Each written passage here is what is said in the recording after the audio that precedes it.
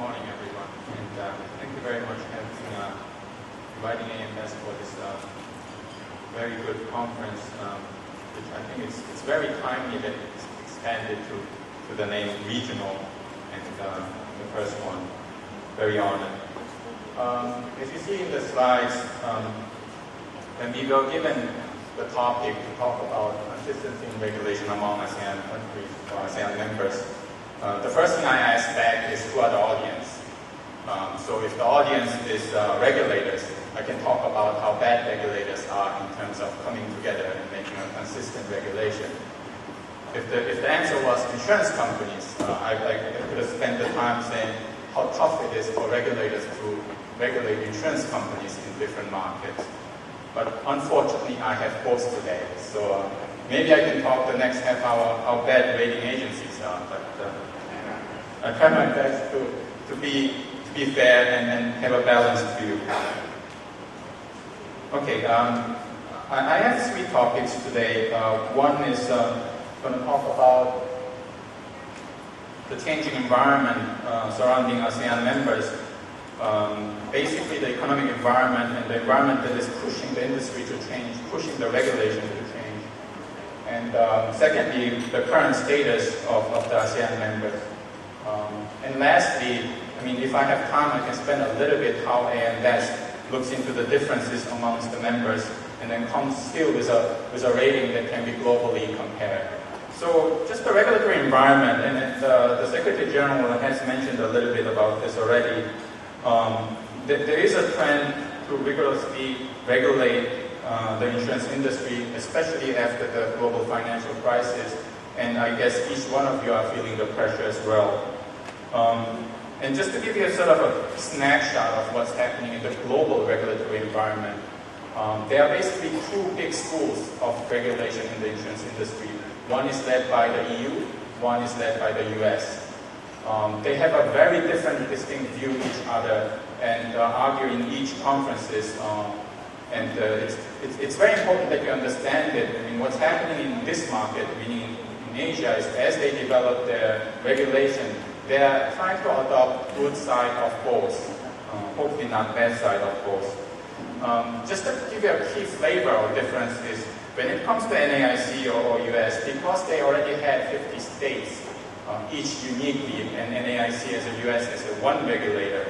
So what they feel is, let each company or each industry and each regulation be regulated by its own, and additional risk that comes from other businesses, that could come from parent, that could come from other subsidiaries that the parent owns. Let's let the regulator have access to those industries where they can actually have a consolidated view or holistic view. Whereas the EU regulation is, let's look at the whole group first. And although your jurisdiction may be only one small country, let's look at the whole group first, and if the group sits somewhere else, that's fine. If the group is well regulated, let's give a little bit of breathing room for the regulated entity in your region. So what's happening, I mean, why that is so important is for US regulation, no matter which, where your parent is coming from, where your capital is coming from, US regulation would make sure that you have enough capital to support your local policyholders locally. Whereas EU regulation would say, as long as the whole group has enough capital, let's discuss the detail. Now, just to give you another flavor, the China's C-ROSS solvency, which is China's new solvency that's being drafted, sort of adopts the good angle, I think, the conservative angle of both sides, where we will go with the Solvency II framework, but we will ask each entity or registered entity in China have enough capital to support itself.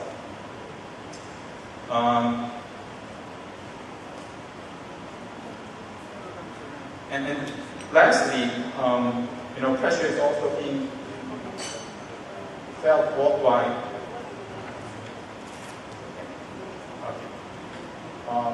In many markets, and the pressure is not only coming from the insurance industry or other countries, the pressure is coming from banking industry as well, because the insurance groups have banks and other companies as well. Now let's move on. Now, just to give you a snapshot, I think everyone is very familiar, so I'll be fairly quick. Whether it's Solvency II, which is designed for a single market,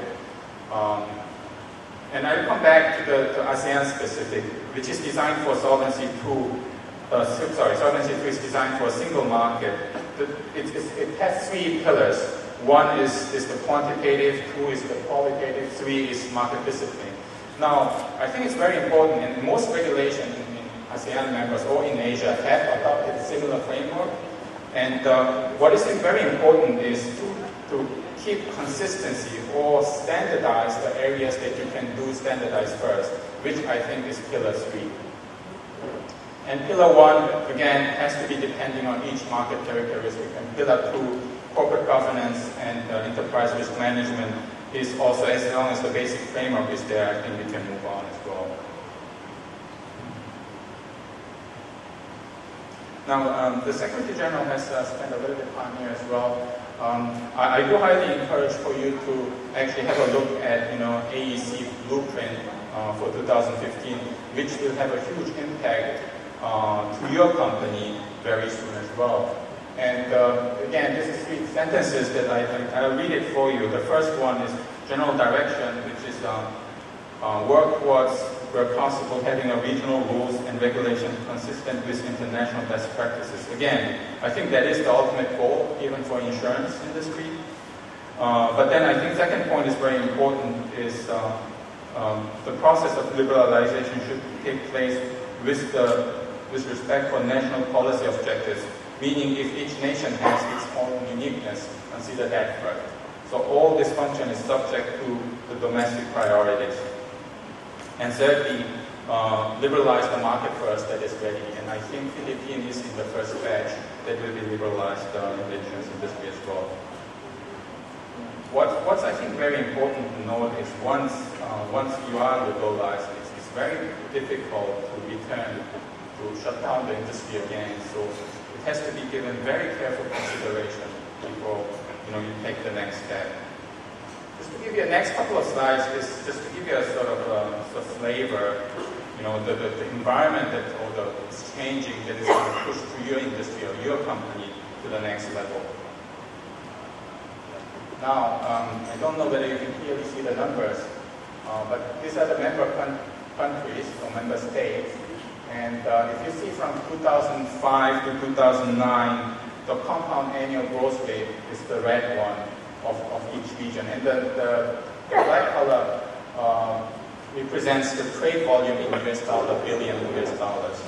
So if you see Philippines, for example, from 2005 to 2009, it had a compound annual growth rate of -1%, meaning export-import in Philippines declined. Whereas from 2009 to 2013, it accelerates. It's accelerating pretty fast. I think the reason I showed this is if you look at GDP number, you probably hear low single digit or medium single digit, but look at the trade volume increase. And this is compounding. So it's growing close to 20% annually. I mean, Philippines has been a bit slow, but I think it's going to catch up very soon as well. So although the economy in this region may be only growing at high single digit at best, the trade volume is increasing at double digit and extremely fast.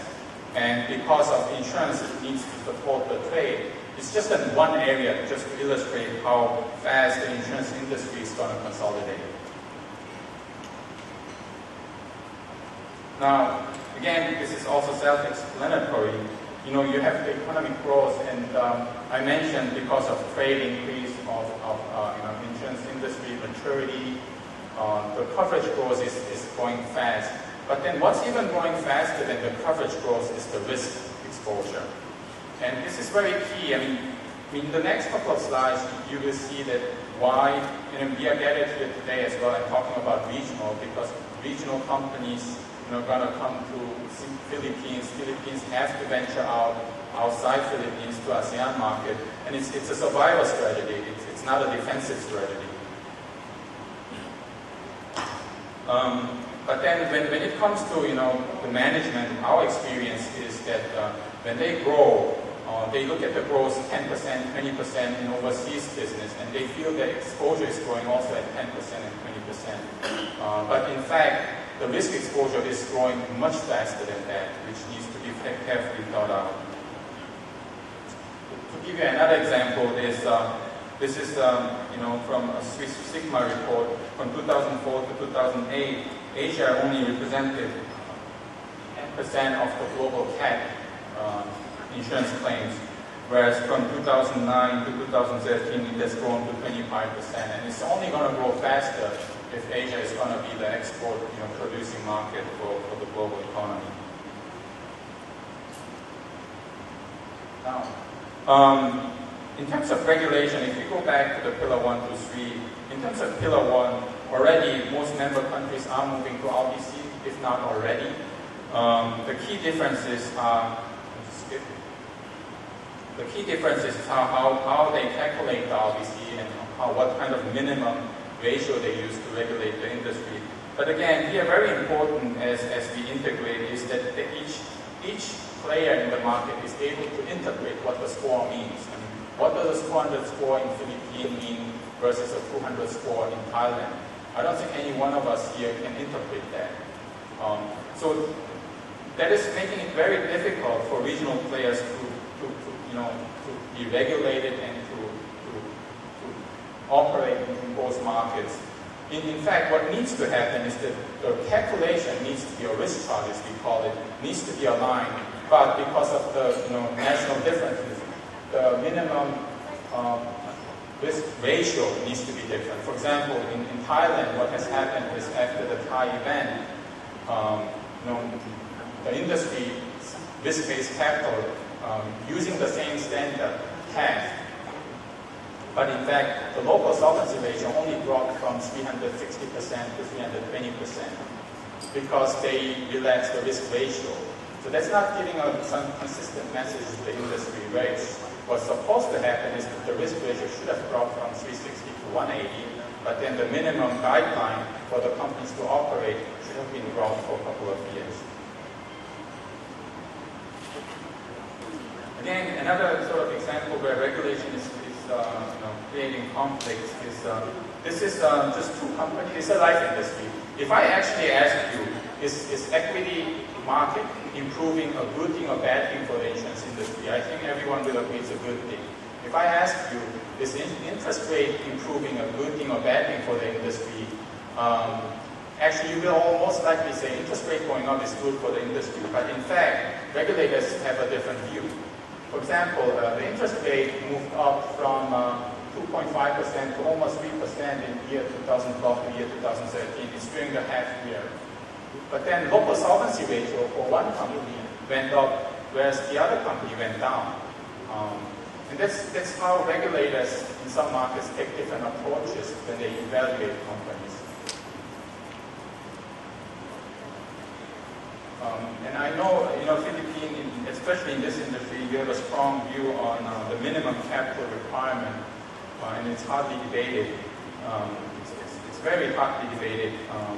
But this also needs to be very, carefully considered what kind of impact it has in the industry. And you are very well aware, minimum capital requirement has a much bigger impact to the industry than risk-based capital.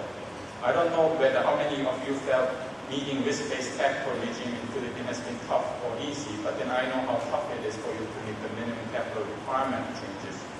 So that will reshape the industry, and then it needs to be reshaped in a way that the market as a whole comes out very competitive to compete in the region.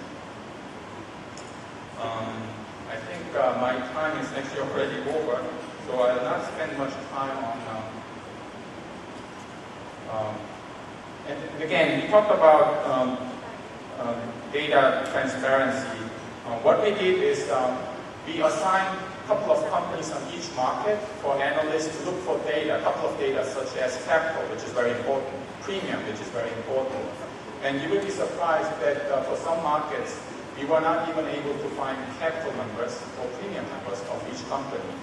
And you see this, we just classified in a way just to illustrate that even data transparency or availability, let's put it this way, is not consistent in this market yet. which I think can set priority than other more debatable things. Just one more thing for me is how AM Best takes different approaches of different countries. We have a strong view on country risk. We call it sovereign risk. Many of the misconception is because Philippines or Vietnam has a sovereign rating of a low sovereign rating, insurance companies cannot get that rating. But then in fact, if you think about it, even if the sovereign government cannot honor their dollar debt tomorrow, I'm pretty sure half of the Philippine industry will be paying their policyholders. So when a rating is about the probability of you paying your policyholders, even if in the case of government not honoring its dollar obligation, I'm pretty sure that there are a couple of companies in the Philippines who should be able to honor their policyholder obligation, which I think we incorporate in our analysis. And if I had more time, I could spend, but I'll close from here. Thank you very much.